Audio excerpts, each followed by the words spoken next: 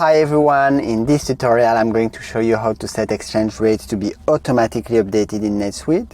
Please subscribe to this channel and let's get started. So first we need to ensure that the currency exchange rate integration feature is enabled. So please make sure that it's enabled in your settings. Once this is done, you can go to List, Accounting, Currencies. You will select a currency, for example, British pound.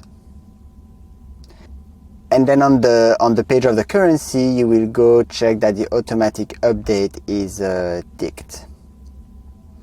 So this allows NetSuite to update the exchange rate between this foreign currency and the base currency, or for the NetSuite One World, the base currency of each subsidiary each day.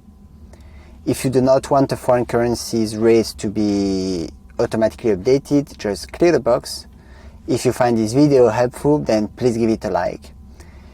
Just an additional thing, you need to set the update time for base currencies. So that is here. So make sure that you set the update time at one that is convenient for you. Remember, automatic updates work only with the default currency exchange rates type if you use the currency exchange rate types feature. So don't forget to visit Kolleno.com for more information and tools to enhance your accounting processes. Thank you for watching.